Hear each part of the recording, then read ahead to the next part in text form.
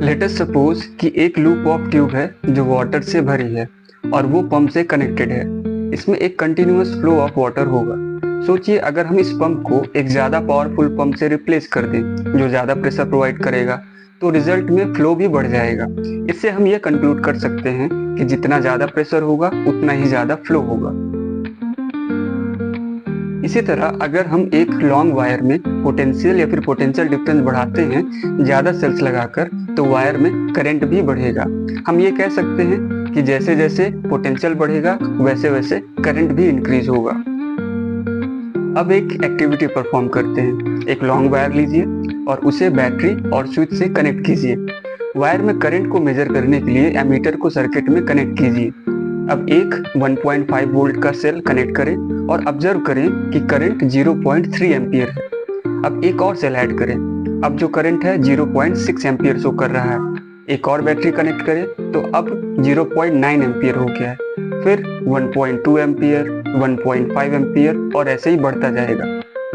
अगर हम वोल्टेज और करंट के रेशियो को ऑब्जर्व करें तो ये रेशियो कांस्टेंट रहता है, 5 वोल्ट्स पर एम्पियर। इस कांस्टेंट वैल्यू को रेजिस्टेंस कहा जाता है जो वायर ऑफर कर रहा है। अगर हम वायर को चेंज कर दें तो रेजिस्टेंस की वैल्यू भी अलग आएगी। So the ratio of voltage and current is called resistance. Mathematically अगर देखा जाए, रेजिस्टेंस की value R equals to V upon I या फिर V इक्वल्स टू IR से दी जाती है, which is also known as Ohm's law, that is given by George Simon Ohm. Resistance की SI यूनिट ओम होती है। What do we mean by 1 ohm? When 1 volt of potential difference is applied to the conductor and current through it is 1 ampere, then the resistance offered by the conductor is 1 ohm.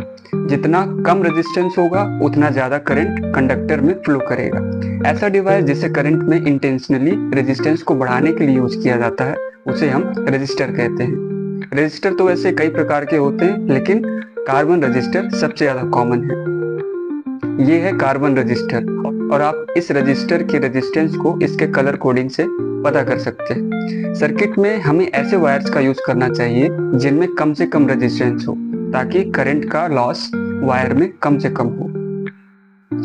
अब हम register के resistance को calculate करेंगे जो इस figure में दिया गया है।